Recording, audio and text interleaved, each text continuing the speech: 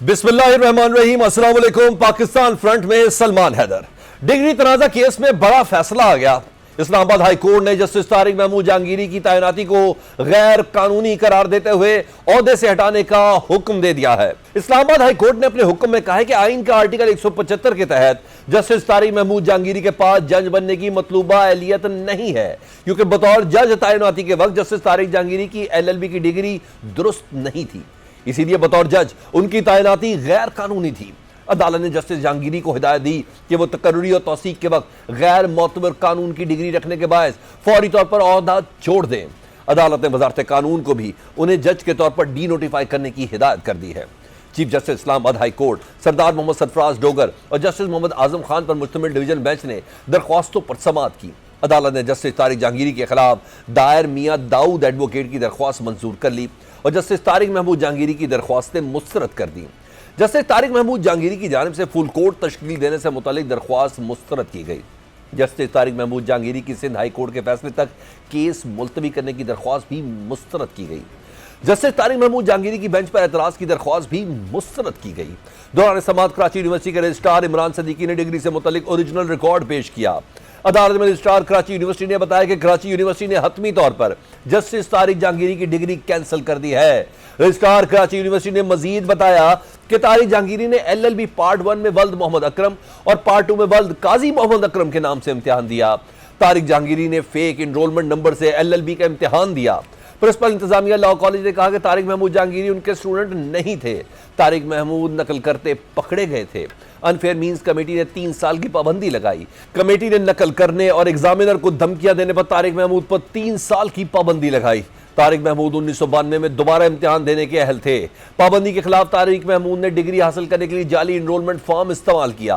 Registrar ने अदालत को बताया कि Tariq Mahmood unfair means committee के फैसले की खिलाफ वर्जी करते हुए 1990 में तमाम पेपर्स में क्लियर नजर आए। LLB पार्ट 2 के लिए जो फॉर्म दिया गया उसका भी इस्लामिया लॉ कॉलेज के पास कोई रिकॉर्ड नहीं। इस्लामिया कॉलेज के प्रिंसिपल ने बताया कि उनके पास ऐसा कोई स्टूडेंट नहीं था। मियां दाऊद एडवोकेट ने कहा कि वो भी कसम उठाकर कहते हैं कि जस्टिस तारिक जहांगीरी के एनरोलमेंट फॉर्म तक बोगस थे। अगर वो सच्चे हैं तो LLB पार्ट 1 और पार्ट 2 की मार्कशीट ले आए। इस मौके पर जस्टिस तारिक जहांगीरी खुद पेश नहीं हुए, जबकि उनकी जानिब से वकला अकरम शेख और सलाहुद्दीन पेश हुए। जस्टिस तारिक जहांगीरी के वकील बैरिस्टर सलाहुद्दीन ने कहा कि अदालत के पास उनकी 3 दरख्वास्तें हैं, पहले उन्हें सुन लें। उन्होंने मौक़िफ़ अपनाया कि सिंध हाई कोर्ट में कार्रवाई मुअत्तल है और आर्टिकल 10A के तहत उन्हें शफाफ ट्रायल का हक दिया जाए। चीफ जस्टिस सरफराज डोगर ने कहा आपको दलाइल का मौका दिया जाएगा। मौका ही मौका है। ये फैसला पाकिस्तान में अदलिया की शफाफियत और जजों के तालीमी मेयार की जांच के हवाले से अहम संग मील करार दिया जा रहा है। दूसरी जानिब मुल्क में सियासी माहौल में कदरे एतदाल आता महसूस हो रहा है। बानी PTI से मुलाकात को लेकर हुकूमत और PTI में डेडलॉक बरकरार है, लेकिन सख्त मौक़िफ़ रखने वाले वज़ीर आला खैबर पख्तूनख्वा सोहेल आफरीदी के तर्ज अमल में तब्दीली से सवालात जन्म ले रहे हैं। एहतजाजी एजेंडे के साथ वज़ारत आला संभालने वाले सोहेल आफरीदी जो पिछले 10 हफ्तों से बानी PTI से मुलाकात के लिए हर जुमेरात को अडयाला जेल जा रहे थे, आज वो नहीं आए। तहरीक इंसाफ की जानिब से मुलाकात के लिए जो फहरिस्त जारी की गई थी उसमें उनका नाम भी शामिल नहीं था। पिछली बार भी वो सिर्फ 15 मिनट के बाद ही हाजिरी लगवा कर निकल गए थे। बाज़ हलकों का ख्याल है कि ये पस पर्दा होने वाली मुफाहमती कोशिशों का नतीजा है, जिसमें साबिक वज़ीर आला अली अमीन गंडापुर का भी जिक्र आता है। कहा जा रहा है कि आने वाले दिनों में इसमें मजीद बेहतरी देखने को मिलेगी। गुज़िश्ता रोज़ साबिक वज़ीर आला खैबर पख्तूनख्वा अली अमीन गंडापुर ने भी सूबाई हुकूमत को मशवरा दिया था कि तवील खामोशी के बाद अली अमीन गंडापुर ने सोहेल आफरीदी से कहा था कि प्रोपेगेंडे और ड्रामे छोड़ें, अवाम की खिदमत पर तवज्जो दे। DI खान में मीडिया से गुफ्तगू में अली अमीन गंडापुर का कहना था कि उनकी चेयरमैन सेनेट और गवर्नर पंजाब से मुलाकात पर प्रोपेगेंडा किया गया। जब तक जिंदा हूँ तहरीक इंसाफ में रहूँगा, किसी से डरता नहीं। अगर कहीं जाऊँगा तो मैं खुद बताऊँगा। साबिक वज़ीर आला का कहना था कि मैं बानी PTI के साथ हूँ, उनसे मुलाकातों पर पाबंदी की मजम्मत करता हूँ। चंद रोज़ कबल रुकन कौमी असम्बली शेर अफजल मरवत ने दावा किया था कि वज़ीर आला खैबर पख्तूनख्वा सोहेल आफरीदी ट्रैक पर आ रहे हैं। शेर अफजल मरवत ने कहा था कि सोहेल आफरीदी वफाक के मुतालबात को गुंजाइश देने लगे हैं। गवर्नर राज की धमकी के बाद सोहेल आफरीदी को अपने बचाव की पड़ गई है। इससे पहले वफाकी वज़ीर इत्तलात अता तारड़ भी कह चुके हैं कि वज़ीर आला सोहेल आफरीदी का रवैया बेहतर हुआ है, लेकिन वज़ीर आला खैबर पख्तूनख्वा के मुशीर बराए इत्तलात शफी जान इसे वफाक के साथ सिर्फ वर्किंग रिलेशन करार देते हैं। 20 और 21 दिसंबर को तहरीक तहफ़्फ़ुज़ आइन पाकिस्तान की कॉन्फ्रेंस से पहले वज़ीर आला खैबर पख्तूनख्वा के बदलते रवैये को अहम करार दिया जा रहा है। अब देखना है कि तहरीक तहफ़्फ़ुज़ आइन पाकिस्तान की कौमी कॉन्फ्रेंस हुकूमत और PTI में जारी डेडलॉक के खात्मे के लिए कोई रास्ता निकालती है या नहीं। بہت سے سوالات ایسے جس میں تجزیہ بھی چاہیے، تبصرہ بھی چاہیے اور خبر بھی۔ حسن ایوب سے بات کر لیتے ہیں۔ حسن ایوب صاحب، جسٹس جہانگیری کے خلاف آج فیصلہ آ گیا ہے، ان کی ڈگری کو جعلی قرار دیا گیا ہے۔ اس فیصلے کے اثرات کیا ہوں گے؟ کیا اس فیصلے کے بعد عدلیہ کے اندر سے کوئی سٹرونگ ریئیکشن آ سکتا ہے؟ دیکھیے، اس کا اثر تو ایک ہی ہے۔ پہلا اثر تو یہ ہے جو آج کا فیصلہ آیا ہے کہ طارق محمود جہانگیری صاحب جو ہیں وہ ڈی نوٹیفائی ہو جائیں گے ایز اے جج، یعنی وہ جج نہیں رہیں گے۔ اب کیوں نہیں رہیں گے؟ کیونکہ جو بنیاد تھی جج بننے کے لیے، جو پری ریکوزٹ ہے، اس کو کہتے ہیں جی ایل ایل بی کی ڈگری۔ وہ ایل ایل بی کی ڈگری ان کی جو ہے وہ درست نہیں ہے، اور جو جامعہ کراچی ہے جس کی وہ ڈگری اٹھائے جو ہے وہ گھوم رہے تھے، جس کی بنیاد کے اوپر وہ جج بنے تھے، وہ سینڈیکیٹ نے اس کو جو ہے وہ جعلی قرار دے دیا، اس کو منسوخ کر دیا ہے۔ تو دوسرا کانسیکوینس ان کے اوپر یہ آ سکتا ہے کہ طارق محمود جہانگیری صاحب نے، کیونکہ ان کو جو انفیئر مینس کمیٹی نے 3 سال کے لیے بین کیا تھا ایگزامز میں اپیئر ہونے سے، تو جو انہوں نے کاریگری کی، جو کہ انہوں نے ایک اسلامیہ کالج کے فیک اسٹوڈنٹ بن کر انہوں نے ایک نیا انرولمنٹ نمبر کے ساتھ جو ہے وہ جو اپنا ایڈمیشن بھیجا، وہ بھی اٹ سیلف جو ہے کرمنلٹی ہے۔ اور یہ کرمنل کیس چاہے 40 سال پرانا ہے، 30 سال پرانا ہے، 20 سال پرانا ہے، یہ زائد المیعاد نہیں ہوتا، یہ ٹائم بار نہیں ہوتا۔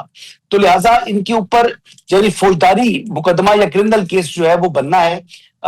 لیکن اگر یہ دیکھا جائے کہ طارق محمود جہانگیری صاحب کے جو پرکس ان کو ایسا ریٹائرڈ جج والے نہیں ملیں گے، تو مجھے اس حوالے سے جو ہے I'm not sure، کیونکہ ایک فیصلہ سپریم کورٹ آف پاکستان کا موجود ہے، اینڈ آئی بلیو کہ بھی جسٹس منصور علی شاہ صاحب کا فیصلہ ہے۔ اس فیصلے کو اگر آپ پڑھیں تو پھر یہ میٹر ڈیسائیڈ کر دیا ہے کہ ان کو ان کی یعنی پینشن اور مراد جو بطور جج اسلام آباد ہائی کورٹ، وہ تمام کی تمام جو ہے وہ میسر ہوں گی۔ اچھا حسن ایوب صاحب، ایسی کی تیسی والی اسٹیٹمنٹ کی اب سمجھ آ رہی ہے۔ آج بھی بانی P T I Imran Khan صاحب سے ملاقات کا دن تھا، کسی کی ملاقات نہیں کرائی گئی۔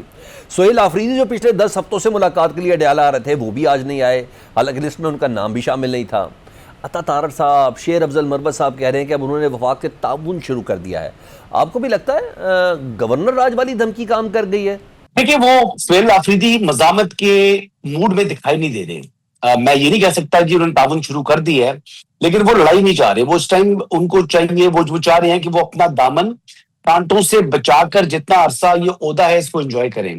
اب وہ کسی قسم کی مزاحمت کے موڈ میں نہیں ہے، نہ علیمہ خانم کے سامنے بھی وہ مزاحمت کر رہے ہیں، اور نہ ہی وہ اسٹیبلشمنٹ کے سامنے بھی کسی قسم کی مزاحمت کرتے ہوئے دکھائی دے رہے ہیں۔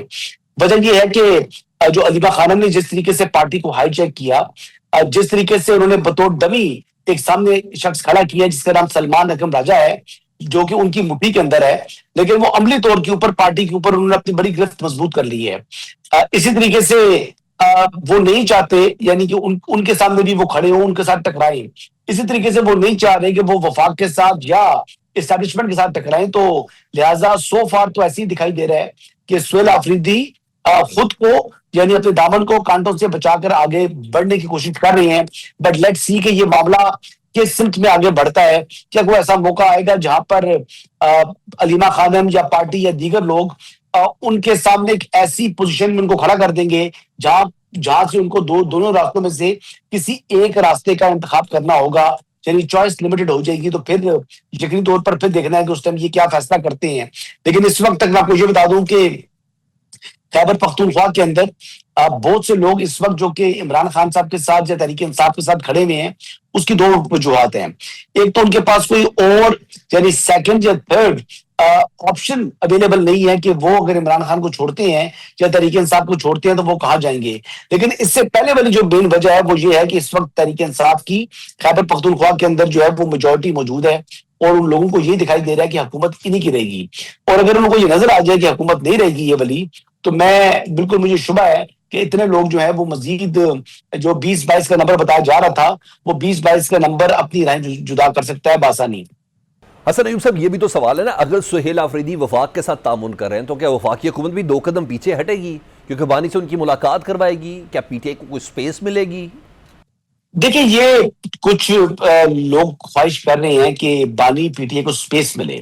کیا سپیس ملے؟ کہ یعنی وہ ان سے ملاقات کا مسئلہ نہیں ہے، مسئلہ یہ ہے کہ ملاقات کے بعد وہ جس قسم کا زہر اگلتے ہیں، جس طرح کی نفرت کی سیاست پھیلاتے ہیں، جس طرح جلاؤ گراؤ کی طرف جو اپنی پارٹی کو فورس کرتے ہیں، ایشو تو یہاں پر آتا ہے نا، وہ اگر سیاست میں مداخلت نہ کریں، یعنی جس طریقے سے ان کو یعنی روکتا ہے سپریم کورٹ کا فیصلہ، یا وہ جس طریقے سے حکومت چاہ رہی ہے کہ وہ ان کے لیے مشکلات کھڑی نہ کرے، صرف فیملی سے جس طرح عام پرزنر ملتا ہے ویسے ملیں، تو میرے خیال سے ان کے لیے ویسے ہی کافی مشکلات ختم ہو سکتی ہیں. لیکن انہوں نے ایسی سٹیج کے اوپر اپنی جماعت کو، خود کو اور ملکی سیاست کو لے آئے ہیں جہاں سے میرے خیال سے یہ تلخیاں کم ہوتی ہوئی دکھائی نہیں دے رہی، بلکہ آنے والے دنوں میں ان تلخیوں میں مزید اضافہ ہی دیکھنے کو مل سکتا ہے. لیکن پھر بھی سیاستدان جب بیٹھتے ہیں تو وہ بند گلی سے راستے نکال لیتے ہیں. یہ واحد بانی پی ٹی آئی ہی ہیں جو کھلے راستے سے سیدھا بند گلی کی طرف جاتے ہیں اور گلی کے آگے جو دیوار ہوتی ہے اس کو دیکھ کر ٹکر مار لیتے ہیں. اچھا اسد ایوب صاحب، پاکستان تحریک انصاف نے محمود خان اچکزئی صاحب اور علامہ راجہ ناصر عباس صاحب کو مذاکرات کا مینڈیٹ دیا ہے. آپ کو لگتا ہے کہ اگر حکومت مذاکرات کے لیے ان کو انگیج کرے تو کوئی اچھی خبر سامنے آ سکتی ہے؟ دیکھیے کیوں مینڈیٹ دیا ہے جی علامہ راجہ ناصر عباس کو، کیوں مینڈیٹ دیا انہوں نے محمود خان اچکزئی کو؟ کوشچن تو یہ ہے، کیا تحریک انصاف کے اندر جو لوگ موجود ہیں وہ سیاستدان نہیں ہیں؟ کیا وہ جو ہے وہ بہت معصوم لوگ ہیں؟ کیا ان لوگوں کو جو ہے وہ یعنی حکومت سے بات کرنا نہیں آتی، ان کے منہ میں زبان نہیں ہے، ان کا دماغ نہیں ہے؟ بات یہ ہے کہ ڈسٹرسٹ ہے، بانی پی ٹی آئی نہیں چاہتے کہ ان کی پارٹی کے اندر کوئی بھی شخص جو ہے وہ قداور ہو.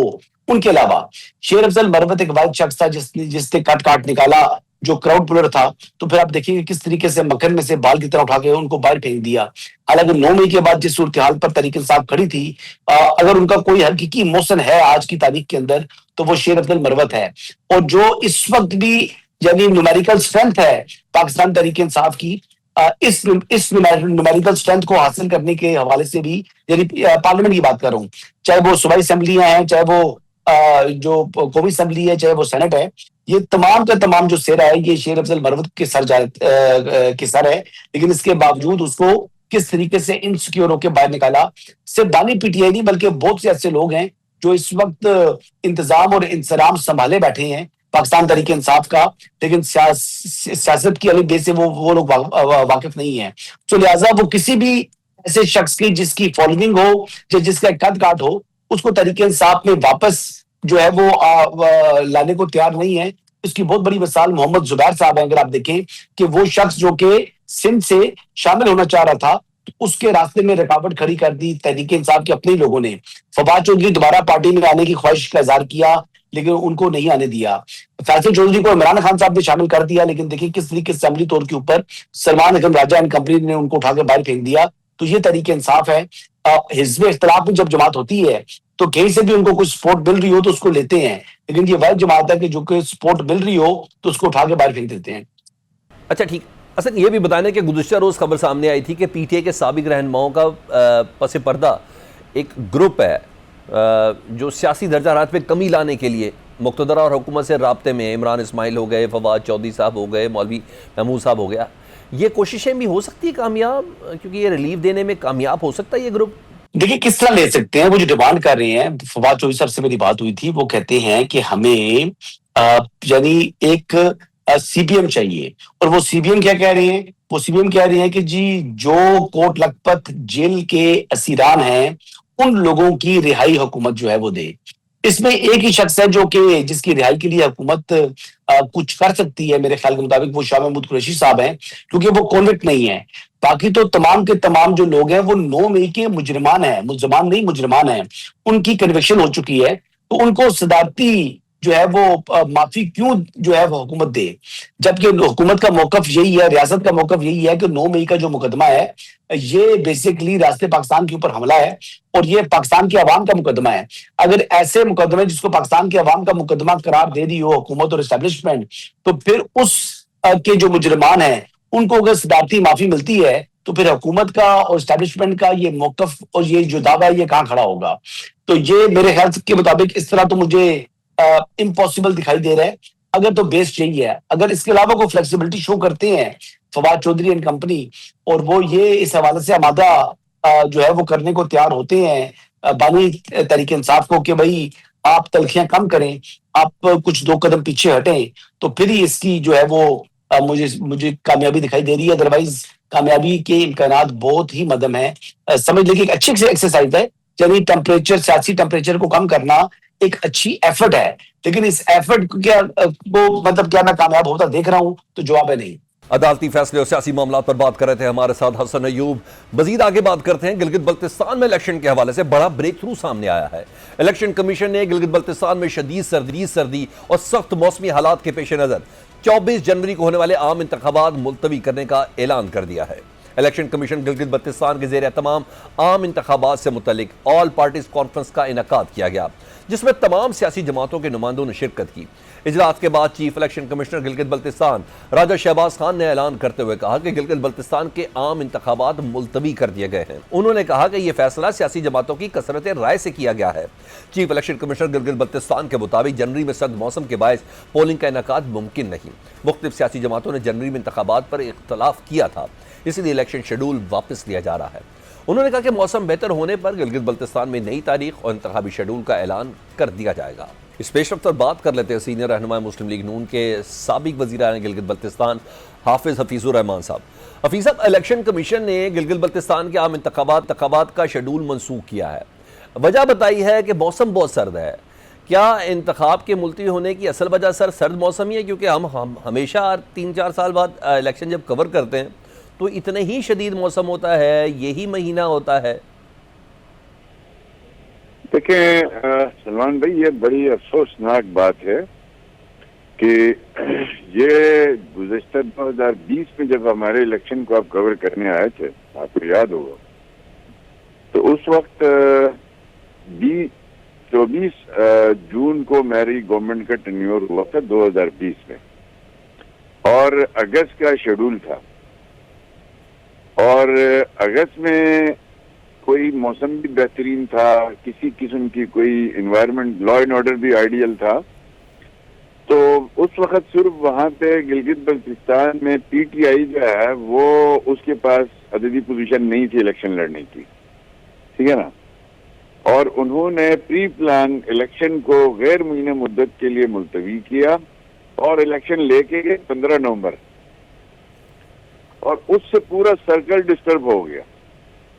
اب آ کے آپ دیکھ لیں، جب 15 نومبر 2020 کو وہاں پہ جب الیکشن کرائے گئے تو اب جو نئی اسمبلی آئی اس نے اوتھ لیا 24 نومبر 2020 کو، ٹھیک۔ اب ان کا ٹینیور پورا ہوتا تھا جا کے ابھی 25 نومبر 2025 کو، ٹھیک۔ اب اس وقت ہم چیختے رہے، ہم نے ایک ہفتہ دھرنا دیا۔ یہ جو آج کل نام نہاد جو قانون اور آئین کی بات کرنے والے لوگ ہیں نا، ان کے سامنے ہم گڑ گڑائے ہیں۔ ہم نے کہا خدا کے لیے یہ بڑا آئیڈیل موسم ہے، اگست میں الیکشن کرواؤ تاکہ اگلے سال بھی آپ اگست میں ہی کروا لیں گے 5 سال بعد بھی، ٹھیک۔ تو اس وقت انہوں نے جان بوجھ کے علی امین گنڈاپور، عمران خان اور جنرل فیض صاحب کی فرمائش پوری کرتے ہوئے الیکشن کو غیر مہینہ مدت کے لیے ملتوی کر کے پورے جی بی کے الیکشن کے سرکل تباہ کیا گیا۔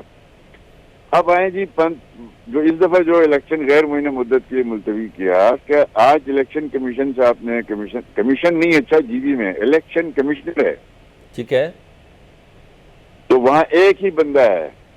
ہم سمجھتے ہیں کہ اول تو وہاں الیکشن کمیشن ہونا چاہیے، کوئی فورم ہونا چاہیے، ٹھیک۔ ایک بات۔ اب وہ بندہ جو ہے وہ شیڈول نکالتے وقت بھی کوئی مشورہ نہیں کرتا، بھیج دیتا ہے۔ قانون میں ہے کہ ٹینیور پورا ہو جائے اسمبلی کا تو آپ نے 60 دن کے اندر شیڈول دینا ہے، جی دے دیا۔ اب اس کے بعد پریزیڈنٹ پاکستان نے شیڈول اپروو کیا جنوری میں الیکشن کا۔ تو افسوسناک بات یہ ہے کہ ہونا تو یہ چاہیے کہ سردی ہو یا گرمی ہو الیکشن ٹائم پہ ہونا چاہیے، ٹھیک۔ یہ 5 سال پہلے ہی ڈیزائن کیا گیا کہ بھئی ہمیشہ سے کیئر ٹیکر گورنمنٹ 5 سال یعنی 4-5 مہینے رہے گی، ٹھیک۔ ہم نے یہ ریکارڈ پہ ہے کہ جب وزیر اعظم اسلامی جمہوریہ پاکستان شہباز شریف صاحب گزشتہ سال گلگت تشریف لائے تو مسلم لیگ نون نے وزیر اعظم سے مطالبہ کیا کہ جی بی سے یہ نگران حکومت کا خاتمہ کیا جائے، ٹھیک۔ اور یہ جو مخلوط حکومت تھی نام نہاد جو ہے پی ٹی آئی کے جو ڈسگرینڈر گروپ کی، تو ان سے ہمارا یہ انڈرسٹینڈنگ تھی کہ آپ جون میں اسمبلی بجٹ دے کے حفیظ صاحب، یہ بات تو انڈرسٹینڈیبل ہے نا، یعنی کوئی قانون، کوئی آئین، کوئی عوام کی نمائندگی کوئی میٹر ہی نہیں کر رہی ہے اب۔ حالانکہ اے پی سی میں نون لیگ اور پیپلز پارٹی نے 24 جنوری کو الیکشن کرانے کی حمایت کی تھی، تو آپ لوگوں کو یہ سخت موسم کا چیلنج درپیش نہیں تھا؟ یہ ایک شخص جو ہے جو الیکشن کمشنر ہے، آپ نے کہا ایک ہی شخصیت ہے، ان کو ہوا کس کے کنسنسس کے ساتھ یہ الیکشن کی جو ڈیٹ ہے یہ ملتوی کی گئی ہے؟ کوئی نہ کوئی تو ہوگا نا؟ دیکھیں نا، وہاں پہ انہوں نے آل پارٹیز کانفرنس بلائی، میں تو خیر اسلام آباد میں تھا، ہماری پارٹی کا ڈیلیگیشن وہاں شریک ہوا۔ اب دیکھیں دوسرا جو ہے الیکشن کمشنر جو ہوتا ہے جی بی میں، جو آپ کا جو جی بی اسمبلی کے الیکشن ہے، یہ فیڈرل سبجیکٹ ہے، یہ پروونشل سبجیکٹ نہیں ہے۔ ٹھیک ہے، یہ پرائم منسٹر پریزیڈنٹ کی منظوری کے بغیر الیکشن غیر معینہ مدت کے لیے ملتوی نہیں ہوتا۔ شیڈول انہوں نے اپروو کیا، الیکشن سر کون ہے کون؟ جب آپ لوگ کہہ رہے ہیں کہ 24 جنوری کو ہو، یہ ملتوی کرانے والی جماعتیں کون ہیں؟ ذرا بتائیں تو صحیح، کیا وجہ ہے؟ وہاں اس میں تمام جے یو آئی سے لے کے علاقائی جماعتیں ہیں، اس کے علاوہ آپ کی جو ہے مذہبی جماعتیں ہیں، اور جتنی بھی وہاں ایک ایسا آپ نے دیکھا ہوگا آل پارٹیز تو نہیں تھی وہاں پہ، ایک بندہ جو آزاد الیکشن لڑ رہا ہے وہ بھی وہاں پہنچا ہوا تھا۔ ٹھیک، تو میں سمجھتا ہوں کہ یہ افسوسناک بات ہے۔ اب الیکشن غیر معینہ مدت ملتوی کرنے کے لیے اے پی سی کے پاس کوئی اختیار نہیں ہے، وہ صرف سفارشات بھیج سکتے ہیں۔ چیئرمین جی بی کونسل اسلامی جمہوریہ پاکستان کا وزیر اعظم جناب شہباز شریف صاحب اور صدر پاکستان کو، وہی فیصلہ کریں گے۔ تو آپ کریں نا ذرا، فون آپ نے کیا نہیں ہے شہباز شریف صاحب کو؟ آپ کے بڑے دیرینہ تعلقات ہیں، آپ کے بڑے اچھے دوست ہیں، وہ انہیں بتائیں تو سر یہ کیا ہو رہا ہے؟ یہ بات تو حقیقت ہے کہ یہ ویدر ایک مسئلہ ہے جی بی کا، لوگ ویدر سے زیادہ ہمیں پرابلم اب یہ آ رہا ہے کہ تقریباً 2 سے 2.5 لاکھ لوگ مائیگریٹ کر جاتے ہیں۔ بالکل، وہ کسی کا دماغ خراب ہے، یہاں سے ابھی جو ہے وہ 40,000 روپے خرچہ کر کے کراچی سے، لاہور سے، اسلام آباد سے، پنڈی سے گلگت آئے گا ووٹ ڈالنے کے لیے۔ یہ بات اپنی جگہ میں ٹھیک ہے، لیکن ہم یہ کہتے ہیں کہ بھائی پچھلی دفعہ بھی یہی چیف الیکشن کمشنر صاحب تھے 2020 میں، ہم نے اس وقت کہا یار اگست کا یہ شیڈول آگے مت کرو، پی ٹی آئی کو بنانے کے لیے آپ جس طریقے سے کام کر رہے ہو کرو، لیکن اگست میں الیکشن کراؤ تاکہ اگلے 5 سال بعد اگست ستمبر میں الیکشن ہو سکے۔ سر وہ تو وقت بھی گزر گیا، وہ تو جذبات بھی بدل گئے، اب کیا ہو رہا ہے؟ اس کے لیے آپ کیا کریں گے یہ بتائیں پہلے۔ میں سمجھتا ہوں چونکہ ایک سنگل پارٹی کا ایشو نہیں، وہاں پہ عددی طور پر باقی پارٹیوں کی اکثریت تھی جس کی بنیاد پہ انہوں نے سفارش کی ہے۔ اب یہ فیصلہ کرے گا وزیر اعظم اسلامی جمہوریہ پاکستان، ٹھیک ہے، اور جو صدر پاکستان ہے، ٹھیک ہے، وہ دیکھیں گے کہ آیا یہ سفارشات موسم کے اعتبار سے قابل اعتبار ہے یا نہیں ہے۔ ٹھیک ہے سر، یہ پرائم منسٹر فیصلہ کرے گا اور یہ پریزیڈنٹ فیصلہ کریں گے۔ ٹھیک ہے، یعنی اب دیکھتے ہیں کہ پریزیڈنٹ یا پرائم منسٹر فیصلہ کریں گے، وہ فیصلہ کیا کرتے ہیں۔ الیکشن کمشنر کی حد تک تو غیر معینہ مدت کے لیے گلگت بلتستان کے الیکشن ملتوی کر دیے گئے ہیں۔ سابق وزیر اعلیٰ گلگت بلتستان حافظ حفیظ الرحمان ہم سے بات کر رہے تھے۔ پاکستان فرنٹ، اس بریک کے بعد۔ افغانستان دہشت گردوں کی اماج گاہ، افغان سرزمین خطے میں دہشت گردوں کا مرکز قرار۔ اقوام متحدہ کی ایک اور رپورٹ نے پاکستان کا دعویٰ تسلیم کر لیا ہے۔ دہشت گرد گروہوں کی جانب سے افغان سرزمین کو سرحد پار حملوں کے لیے استعمال نہ کرنے کا افغان طالبان رجیم کا دعویٰ مسترد کر دیا گیا ہے۔ اقوام متحدہ نے افغان سرزمین پر دہشت گردوں کی موجودگی بے نقاب کی ہے۔ امریکی جریدے دی نیشنل انٹرسٹ نے افغان طالبان کے امیر ملا ہبت اللہ اخونزادہ کی حکمت عملی کو القاعدہ اور داعش کے مترادف قرار دے دیا ہے۔ سلامتی کونسل کی رپورٹ میں طالبان کے موقف کو ناقابل اعتبار قرار دیا گیا۔ رپورٹ میں خبردار کیا گیا ہے کہ ہمسایہ ممالک تیزی سے افغانستان کو علاقائی عدم استحکام کا سبب سمجھنے لگے ہیں۔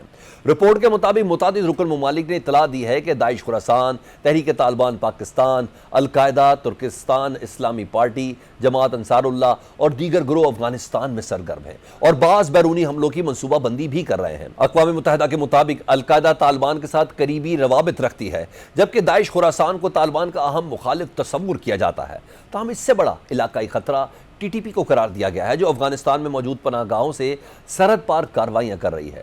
رپورٹ کے مطابق طالبان قیادت میں اس معاملے پر اختلاف ہے۔ کچھ سینئر اراکین ٹی ٹی پی کو پاکستان کے ساتھ تعلقات کے لیے نقصان دہ سمجھتے ہیں، جبکہ دیگر اب بھی اس کی حمایت کرتے ہیں۔ اقوام متحدہ کا کہنا ہے کہ ٹی ٹی پی نے 2025 میں پاکستان میں 600 سے زائد حملے کیے، جن میں سے کئی پیچیدہ نوعیت کے تھے۔ زیادہ تر خودکش حملہ آور افغان شہری تھے۔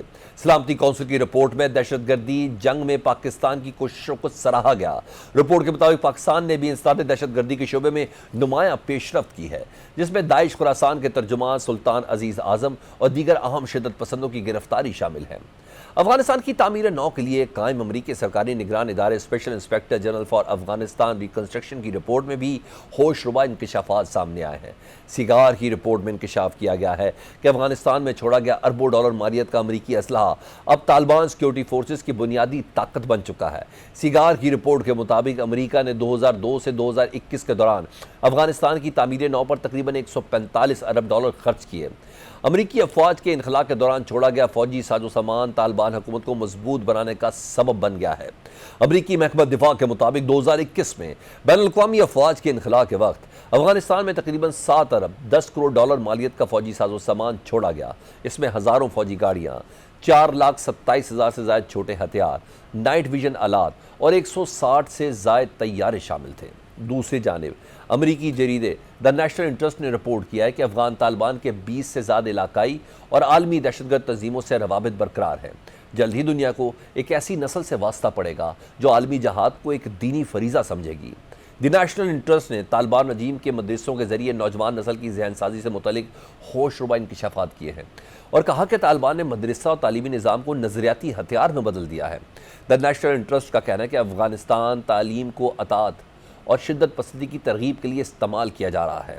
2021 کے بعد مدارس کے نصاب کو عالمی جہادی نظریے کی تربیت کے لیے ڈھال دیا گیا ہے۔ لیک شدہ دستاویزات کے مطابق رہنما ہبت اللہ اخونزادہ طویل المدتی عالمی جہادی مشن کا تصور رکھتے ہیں۔ یہ حکمت عملی القاعدہ یا داعش سے مختلف نہیں ہے۔ مکمل کنٹرول، مدارس کے ذریعے عوام کی نظریاتی تربیت اور نظریے کو افغانستان سے باہر پھیلانے سے حکمت عملی کا بنیادی عنصر ہے۔ دی نیشنل انٹرسٹ نے کہا کہ 4 کروڑ آبادی والے افغانستان میں 23,000 سے زائد مدارس قائم ہیں جو تعلیم کے نام پر منظم نوجوان نسل کی ذہن سازی پر سنگین سوالات قائم کرتے ہیں۔ دی نیشنل انٹرسٹ نے کہا کہ نظام تعلیم کی طالبان کے نظریے کے مطابق تبدیلی مستقبل میں خطے اور دنیا کے لیے خطرہ پیدا کر دے گی۔ طالبان کی نظریاتی تربیت کی حکمت عملی جنوبی اور وسطی ایشیا کو غیر مستحکم کر سکتی ہے۔ مودی طالبان گٹھ جوڑ سے دنیا میں دہشت گردی کے پھیلاؤ کے خدشات مزید بڑھ گئے ہیں۔ آسٹریلیا میں دہشت گردی میں ملوث بھارتی شہری ساجد اکرم اور اس کے بیٹے کے داعش سے روابط سے بھی ان خدشات کو تقویت ملتی ہے۔ ماہرین کہتے ہیں کہ اقوام متحدہ کی رپورٹ، نیشنل انٹرسٹ کی رپورٹ سے لگتا ہے کہ آنے والے دنوں میں مودی طالبان الائنس دنیا کے امن کے لیے بڑا خطرہ بن سکتا ہے۔ آسٹریلیا میں ہونے والے دہشت گرد حملے کے تناظر میں عالمی طاقتوں کو چاہیے کہ برائی کے اس محور کو پھیلنے سے روکنے کے لیے فوری اقدامات کرے۔ یقینی طور پر پاکستان کی دہشت گردی کے خلاف جنگ اپنے لیے نہیں بلکہ دنیا کو محفوظ بنانے کے لیے ہے۔ وقت ثابت کر رہا ہے کہ پاکستان دہشت گردی کے خلاف جنگ دنیا میں قیام امن کے لیے لڑ رہا ہے۔ مزید بات کر لیتے ہیں، سابق سفیر آصف خان درانی صاحب ہمارے ساتھ موجود ہیں۔ آصف خان صاحب، پاکستان کافی عرصے سے یہ کہہ رہا ہے کہ افغان سرزمین دنیا بھر میں دہشت گردی کے لیے ایک اماج گاہ ہے۔ اب اقوام متحدہ کی سلامتی کونسل کی رپورٹ میں طالبان کے اس دعوے کو مسترد کیا گیا ہے کہ افغان سرزمین دہشت گردی کے لیے استعمال نہیں ہو رہی۔ باقاعدہ اس رپورٹ نے مسترد کیا ہے۔ کیا کہیں گے اس رپورٹ پر کہ کیا طالبان یا افغان رجیم ہے وہ اس کو سنجیدگی سے لے گی، اپنی پالیسیز درست کرے گی؟ دیکھیے، یو این سیکورٹی کونسل کی کوئی پہلی رپورٹ نہیں ہے، یہ 16ویں رپورٹ ہے، 16 رپورٹ ہے، اور وہ پیریوڈیکلی ہر 3 ماہ بعد ایک رپورٹ جاری کرتے ہیں، اور انویریبلی اس میں ان رپورٹس میں ان خدشات کا اظہار کیا جاتا رہا ہے کہ افغانستان کے اندر ٹی ٹی پی بھی ہے، آئی ایس کے پی ہے، ای ٹی آئی ایم ہے، اور دوسری ٹیررسٹ آرگنائزیشنز بشمول القاعدہ موجود ہیں۔ افغان طالبان کے ساتھ پرابلم یہ ہے کہ وہ ڈینائل موڈ میں ہیں۔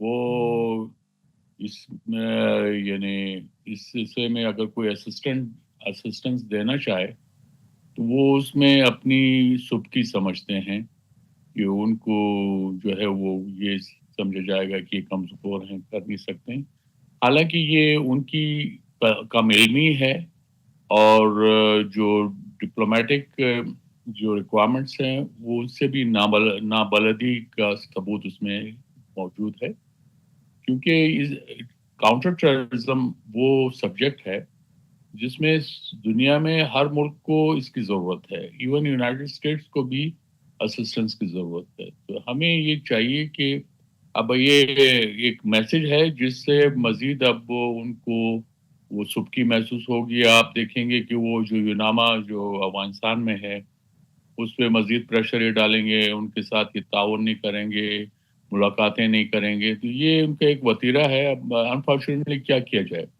یہ ایک آپ یہ سمجھیں کہ اگنورنس جو ہے وہ یہ جو طالبان ڈسپنسیشن ہے اس میں وہ اس کا ہال مارک ہے. جی دورانی صاحب، سگار کی بھی ایک رپورٹ سامنے آئی ہے نا، جس میں یہ کہا گیا ہے کہ 2021 میں افغانستان میں جو چھوڑا گیا اربوں ڈالر مالیت کا امریکی اسلحہ تھا اور جو فوجی ساز و سامان تھا وہ اب طالبان کی سیکیورٹی فورسز کی بنیادی طاقت بن چکا ہے نا.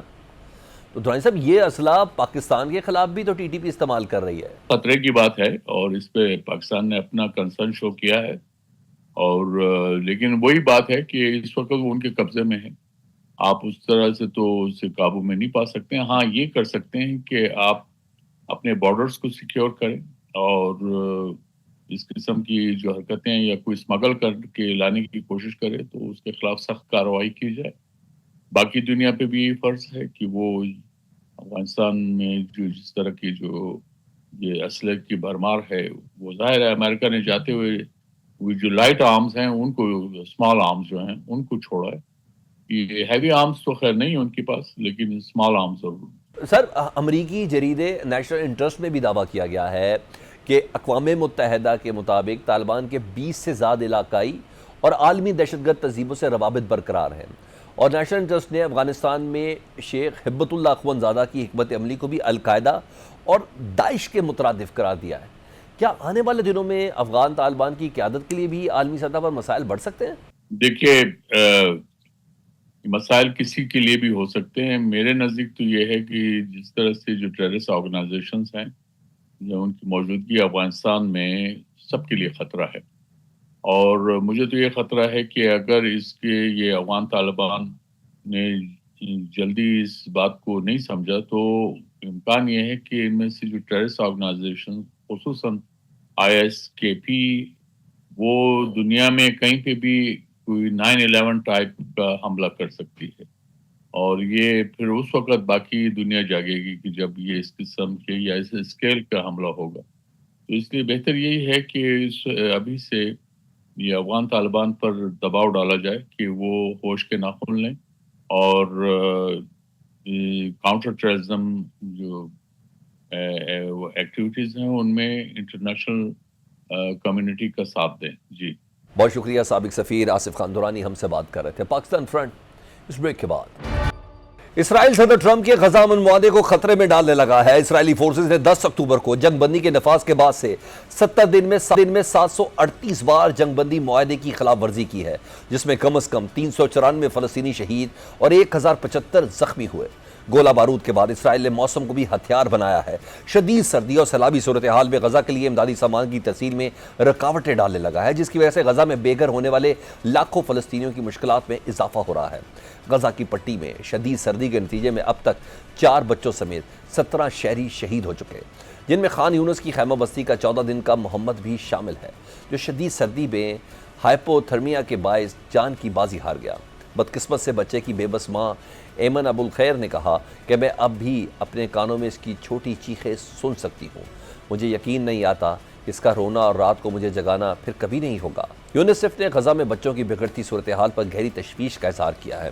یونیسیف نے خبردار کیا کہ اگر فوری طور پر موسم سرما سے بچاؤ کے اقدامات نہ کیے گئے تو نومولود اور کم عمر بچوں کی اموات میں مزید اضافہ ہو سکتا ہے. امدادی اداروں نے خبردار کیا کہ پابندیاں برقرار رہیں تو بڑا انسانی المیہ جنم لے سکتا ہے.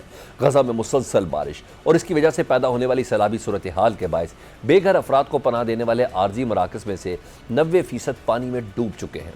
یونیسیف کے مطابق غزہ میں تقریباً 10 لاکھ افراد ایسے خیموں میں رہ رہے ہیں جو سخت موسمی حالات کا مقابلہ کرنے کے لیے مناسب طور پر مضبوط اور محفوظ نہیں ہے. یونیسیف نے خبردار کیا ہے کہ غزہ میں شدید بارش اور تیز ہواؤں نے پہلے ہی مشکل حالات کو مزید بدتر بنایا ہے. عارضی خیموں میں رہنے والے لاکھوں بچے اب جان لیوا بیماریوں کے خطرے سے دوچار ہیں. کئی دنوں سے جاری شدید بارش کے باعث جنگ کی وجہ سے بے گھر ہونے جانے والے خاندانوں کو اپنے بچوں کو گرم اور خوش رکھنے میں شدید مشکلات کا سامنا ہے. غزہ کی بگڑتی صورتحال کے بعد سول ڈیفنس تنظیم نے عالمی برادری سے فوری کارروائی اور امداد کی اپیل کی ہے. सिविल डिफेंस तंजीम ने कहा है कि सैलाबी पानी ने रिहायशियों के खैमों को डबो दिया है।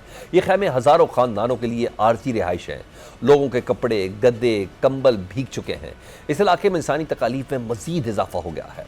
अमरीकी हुक्काम ने अमरीकी न्यूज़ वेबसाइट एक्सियोस को बताया है कि व्हाइट हाउस ने जंगबंदी मुआहदे की खिलाफ वर्जियों पर इसराइली वज़ीर आज़म की सख्त सरजनिश की है। नेतन्याहू को खबरदार किया गया है कि वो सदर ट्रंप की साख को ख़राब ना करें। दूसरी जानिब कतर के वज़ीर आज़म ने खबरदार किया कि गज़ा की जंगबंदी की रोज़ाना इसराइली खिलाफ वर्जियों से पूरे मुआहदे को ख़तरा लाहक हो रहा है। शेख मोहम्मद बिन अब्दुर्रहमान बिन जासिम अल सानी वाशिंगटन में अमरीकी वज़ीर ख़ारिजा से मुलाकात में गुफ्तगू करते हुए कह रहे थे कि इंसानी इमदाद गज़ा तक गैर मशरूत पहुँचनी चाहिए। उन्होंने गज़ा अमन मुआहदे के दूसरे मरले पर फौरी अमल दरामद का मुतालबा भी किया ताकि महसूर फ़लस्तीनी इनक्लेव पर इसराइल की नस्लकुशी की जंग को ख़त्म किया जा सके। कतरी वज़ीर आज़म ने कहा कि ताख़ीर और जंगबंदी की खिलाफ वर्जियाँ पूरे अमल को ख़तरे में डालती हैं। यही नहीं, इससे अमन मुआहदे के सालसों के लिए भी मुश्किलात पैदा होती हैं। अल जज़ीरा के चीफ अमरीकी नुमाइंदे एलन फिशर ने कहा कि मुज़ाकरात में 3 अहम मसाइल का गलबा था। जंगबंदी मुआहदे पर अमल दरामद के लिए इसराइल पर दबाव बढ़ाना, गज़ा के लिए इमदादी सामान की गैर मशरूत तरसील और बैनुल-अक़वामी स्टेबलाइजेशन फोर्स की तश्कील शामिल था। गज़ा अमन फोर्स की तश्कील से मुतल्लिक हतमी फ्रेमवर्क सामने नहीं आया है, ताहम इस पर वसी पैमाने पर मुशावरत जारी है। इंडोनेशिया और तुर्की इस अमन फोर्स में शमूलियत के लिए ग्रीन सिग्नल दे चुके हैं। पाकिस्तान इस हवाले से वसी तर मुशावरती अमल का हिस्सा है। वज़ीर आज़म शहबाज शरीफ और फील्ड मार्शल सैयद आसिम मुनीर इस सिलसिले में सऊदी वली अहद मोहम्मद बिन सलमान और दीगर अरब ममालिक की क़यादत के साथ ऑन बोर्ड हैं। वज़ीर आज़म शहबाज शरीफ और फील्ड मार्शल सैयद आसिम मुनीर के मुख्तलिफ बरादर इस्लामी ममालिक के दौरे इसी सिलसिले की कड़ी है। इंडोनेशिया के सदर का हालिया दौरा पाकिस्तान भी इस मुशावरती अमल का हिस्सा था। पाकिस्तान मसला फ़लस्तीन और अमन फोर्स में शमूलियत के हवाले से दो टोक मौक़िफ़ रखता है। पाकिस्तान फ़लस्तीनी अवाम की उमंगों के मुताबिक मसले के 2 रियासती हल पर यकीन रखता है। पाकिस्तान का हमेशा से मौक़िफ़ रहा है कि बैनुल-अक़वामी मेयार 1967 से पहले की सरहदों पर मुश्तमिल आज़ाद फ़लस्तीनी रियासत का क़याम ज़रूरी है, जिसका दारुल हुकूमत अल-कुद्स हो। पहले दिन से पाकिस्तान के मौक़िफ़ में 1 इंच की भी तब्दीली नहीं आई। गज़ा में बैनुल-अक़वामी स्टेबलाइजेशन फोर्स में शमूलियत के हवाले से भी पाकिस्तान का मौक़िफ़ बड़ा वाज़ेह है।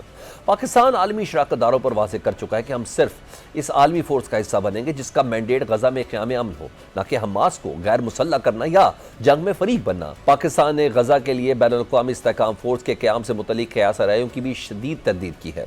तर्जुमान दफ्तर ख़ारजा ताहिर इंदराबी ने हफ्तावार ब्रीफिंग में कहा कि बैनुल-अक़वामी इस्तेहकाम फोर्स के हवाले से बाज़ आलमी दारुल हुकूमतों में मुशावरत जारी है, मगर पाकिस्तान को इस मामले पर किसी मखसूस दरख्वास्त से आगाह नहीं किया गया।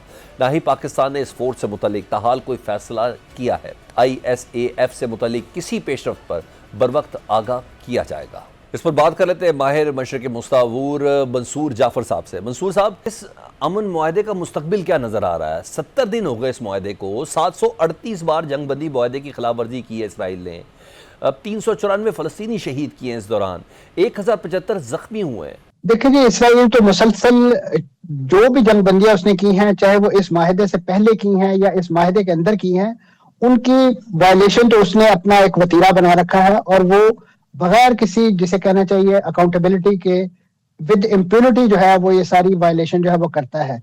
जबकि फलस्तीन, और मैं समझता हूँ कि इस वायलेशन को उन्होंने एग्रीवेट करने के लिए एक बहुत ही इश्तालंगेज़ कार्रवाई की कि जिसमें हमास के जो मिलिट्री विंग के एक डिप्टी कमांडर हैं रायद साद जो है, उन्हें एक मिलिट्री एक्शन के जरिए जो है वो शहीद किया गया। और उनका बुनियादी मकसद यही था कि इससे गुस्सा करके, इससे नाराज होकर या इससे इश्ताल लेकर फलस्तीनी मज़ाहमती तंजीमें जो हैं वो एक बार फिर इसराइल पर रॉकेटबारी या उसी नौयत की एक्टिविटीज जो है वो करेंगे।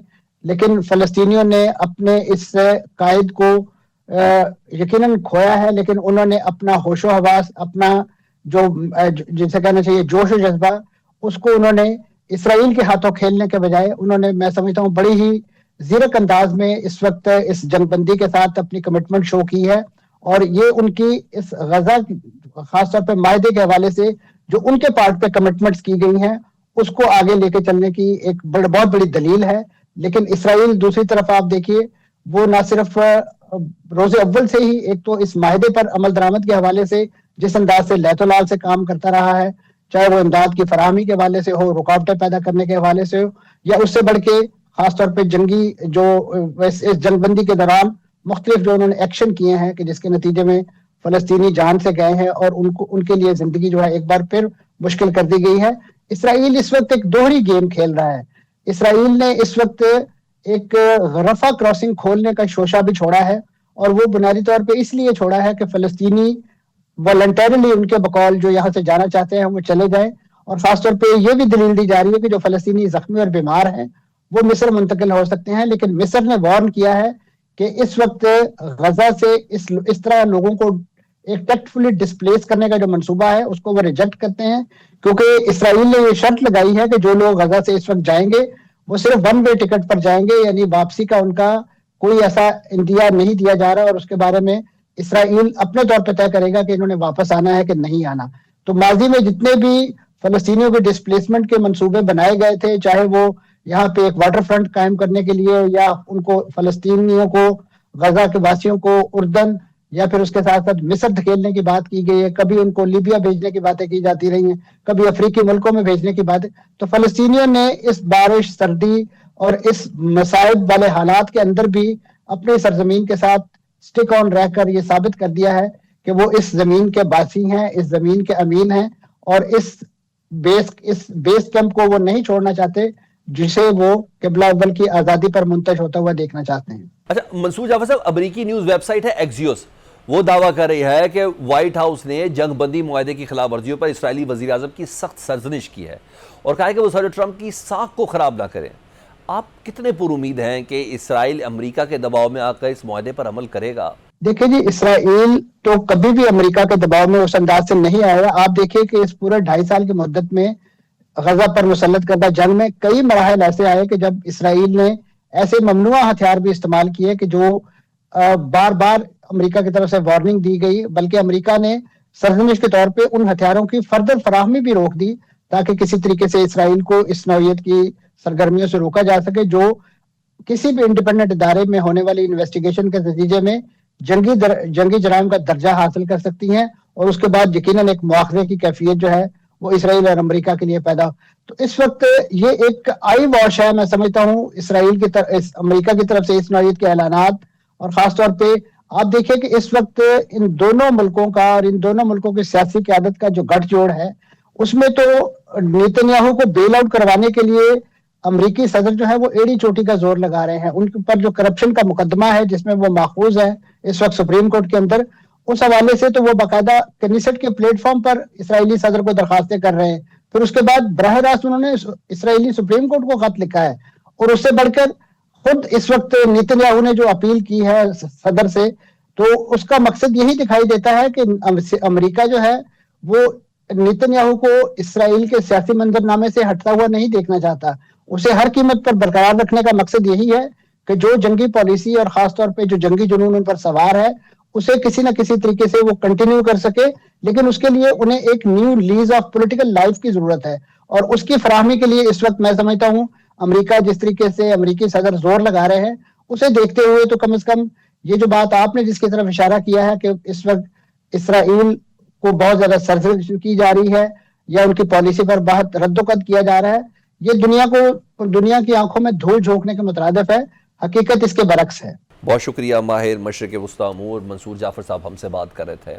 پاکستان فرنٹ سے سلمان حیدر کو اجازت دیجیے، اللہ حافظ۔